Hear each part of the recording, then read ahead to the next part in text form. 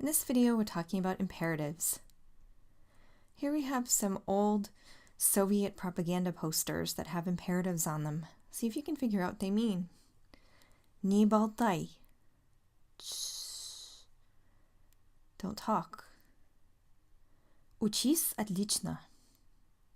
Do you remember what grade 5 is? The best grade, right? So, учись отлично. Study excellently. Be a good student. Помогите несчастным детям. Купите красное яичко. You notice that this is a really old one. It's before the revolution. It has some old letters, but buy red egg on the 28th of March. Help children in difficulty. Занимайтесь велоспортом. You can probably figure that one out.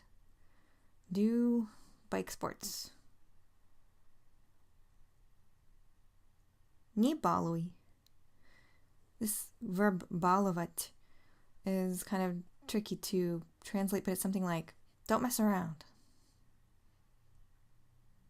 Воин Красной Армии, спаси.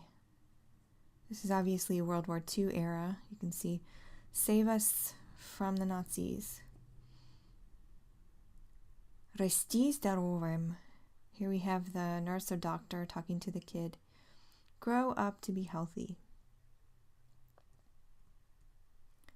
Пейте чайные напитки. Drink tea drinks. Родители, разъясняйте детям правила уличного движения. Parents, explain to your kids the rules of the road. Notice this root in here, yas, for yasna, to explain, to make clear something. Носить с честью. This verb носить means to carry, literally. In this case, it means to wear. So wear it with honor. The uniform. Будь бдительным. Can you figure out what verb this is from? Be aware. Now let's take a look at some of the rules for forming imperatives. There are kind of 3 different methods that I'm going to advocate for you to use to form imperatives. One is probably the one that most Russians use most of the time, which is that they've just heard the words so many times that they know what the imperative is. And some of these you already have. You already know some imperatives. Like you hear me say all the time, повторите, or откройте учебники, or even здравствуйте is an imperative. It literally means something like be healthy. Or we've been using давай, давайте for let's do something. That's also grammatically an imperative. So memorizing some of the most common ones might be really useful. Secondly, if you are able to put the verbs into groups, then you will already know what its imperative will be. So if you know the imperative of the verb читать, which is one of our example verbs, and I tell you this other verb here is just like читать, then you won't have to go through the longer process that I'm going to show you. You'll just already know according to the verb group. So the verb groups, that's the second way that I'm advocating for you to use to form imperatives. And the third way is this way here, which takes longer and it's kind of a process, but it can give you the imperative. So let's go through the process. So for forming imperatives, first you have to start with the они form of the verb, then you remove the ending, which is usually ut, yut, or at, yat. If you are left with the vowel, and the answer is yes to that, then what you do is you add и краткое or и краткое те. And what do you think the difference is between these two? If you remember from давай, давайте, here is ты for one person that you are familiar with, whereas here is вы for either a group or someone that you are being more polite with, less familiar. So let's take the verb читать as an example. We have читать. We take the ing form читают. Take off the ют ending, we're left with the vowel. So we add и краткое, so читай or читайте. Try these then, these verbs here. Отвечать, играть, слушать, интересовать, and танцевать. I can tell you that the first three verbs here are just like читать. So really, you don't have to go through that whole process. You will already know that it'll be like читать. So if читать is читай, читайте, what will отвечать be? It will be отвечай, отвечайте. How about играть? Играй, right, играйте. Try слушать. Слушай, слушайте. And you've probably heard those in class before. Now the verbs интересовать and танцевать are not exactly like читать. But try going through the pattern. Интересовать. It's an ovat verb, like советовать. So what's the ing form? Советуют, right? Remember the ova goes away and changes to u. Интересуют. When we take off the ют part, we're left with u, which is a vowel. So we'll just add in и краткое here. Интересовать, интересуй, интересуйте. And if I tell you that танцевать is the same pattern as интересовать, then you can even avoid going through this and you'll know what its imperative is. Now we're going to go back with this to this question. If we're left with a vowel, what if the answer is no? Take some examples here. We have говорить. If we take off the ани form, ят, we're left with a consonant. Ответить. If we take off the ят part, we're left with a consonant. So when we have this situation, we have to do another step. We have to find the ya form.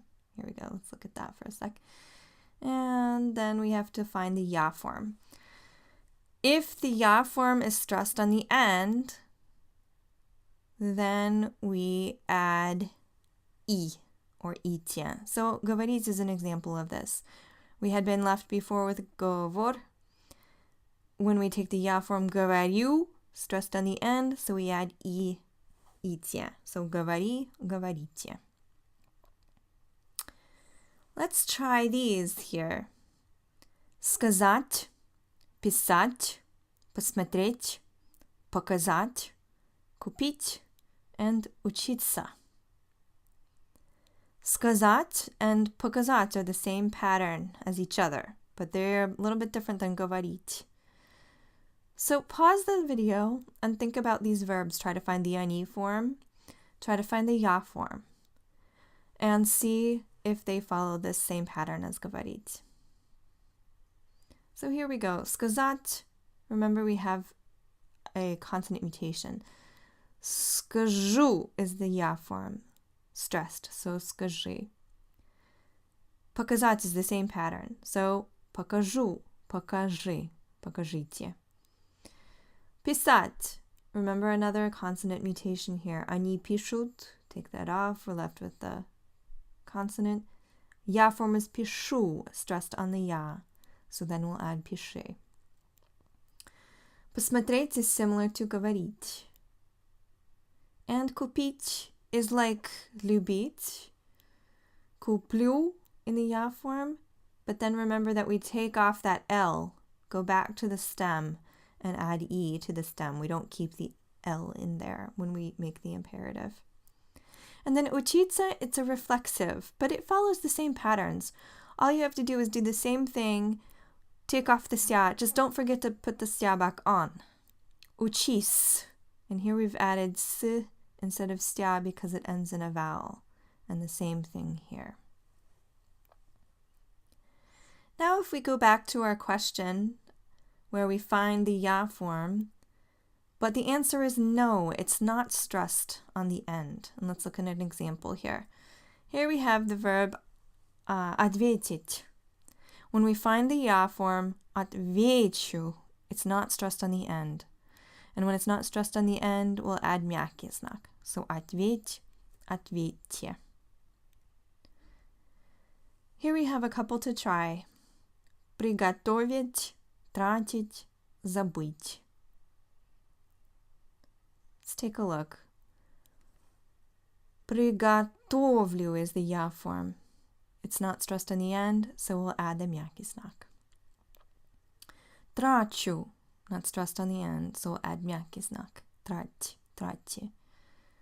Забуду, not stressed on the end, so we'll add мягкий знак. Забудь, забудьте. So in summary, for imperatives, we have 3 possible endings. И краткое те and и те. Those are the most common by far, these 2.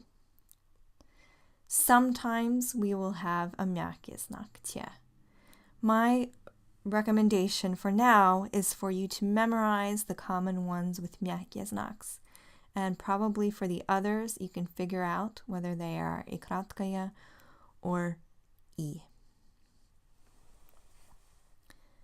We'll go back here. We have a few exceptions. Your book gives you a few more than this, but I think these are the most important. Поехать, давать, дать and есть. So going, giving, and eating have exceptions to the rules. So you should probably just memorize these.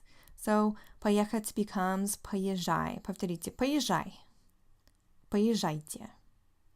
You know this one already, but we were using it in a different way. Давай. Давайте. Дать becomes дай. Дайте. And есть becomes ешь. Ешьте. Now let's talk about aspect in the imperatives. When do we use perfective or imperfective? Take a look at these posters and see if you can figure out whether it's perfective or imperfective and why. Учись отлично. What do you think?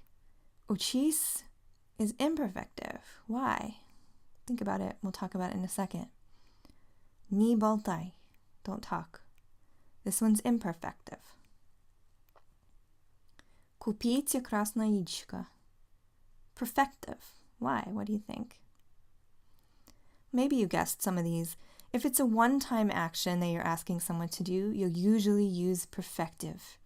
So, скажите мне, пожалуйста, где находится банк? Tell me, please, this one time. Откройте учебники. When I tell you that in class, I'm asking you, open your books this one time. Whereas, if you want someone to do something regularly, you'll use imperfective. Смотрите на лексику каждый день.